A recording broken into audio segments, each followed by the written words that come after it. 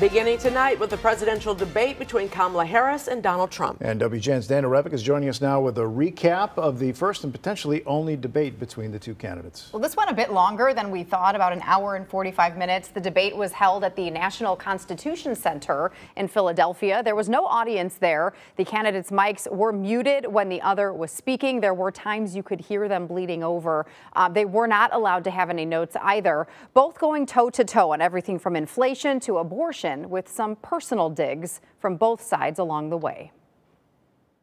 So let's now welcome the candidates to the stage. Vice President Kamala Harris and President Donald Trump. Kamala Harris, let's have a good debate. You see, have fun. Thank you. It's the first time they have crossed paths in person. Former President Donald Trump and Vice President Kamala Harris squared off on several key issues, aiming to sway undecided voters in an extremely tight race. The high-stakes showdown started with questions on the economy. The cost of housing is too expensive for far too many people. We know that young families need support to raise their children, and I intend on extending a tax cut for those families of $6,000, which is the largest child tax credit that we have given in a long time. Well, I have no sales tax. That's an incorrect statement. She knows that.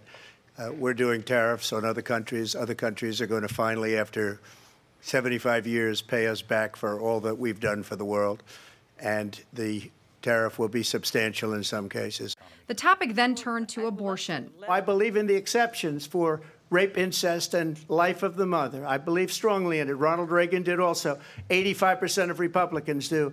Exceptions. Very important. Moderators then moved on to the issue of immigration. Donald Trump saying he would support a mass deportation of more than 11 million illegal immigrants. We have millions of people pouring into our country from prisons and jails, from mental institutions and insane asylums, and they're coming in and they're taking jobs that are occupied right now by African Americans and Hispanics. Harris saying she supported a border security bill that would have put thousands of more agents in place at the border, blaming its failure on Trump.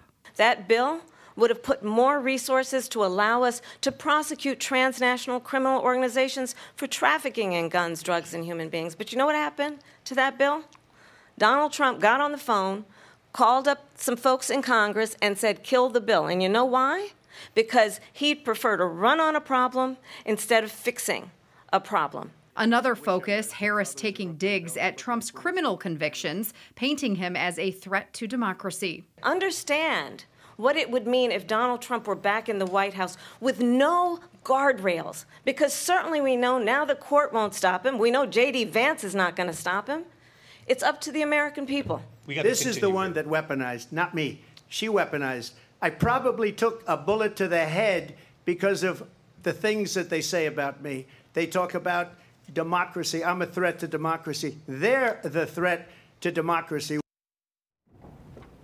And here is a look at how the candidates are polling. Of course, these numbers may change after tonight's performance. The New York Times and CBS conducted polls from September 3rd through the 6th. CBS polled voters in battleground states. Harris was up 1 point in Michigan. It's a deadlock in Pennsylvania, and Harris up 2 points in Wisconsin. In all 3 states, those polled felt Harris was more likely to help the middle class. The New York Times conducted a national poll, and among likely voters, Trump is up 48 to 47%. As far as top issues, Trump is polling stronger on the economy and immigration. Harris had better numbers on abortion and the state of the democracy.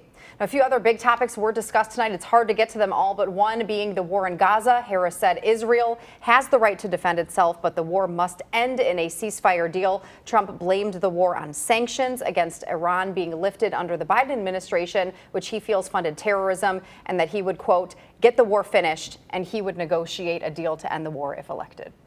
All right. Thank you, Dana. Yes.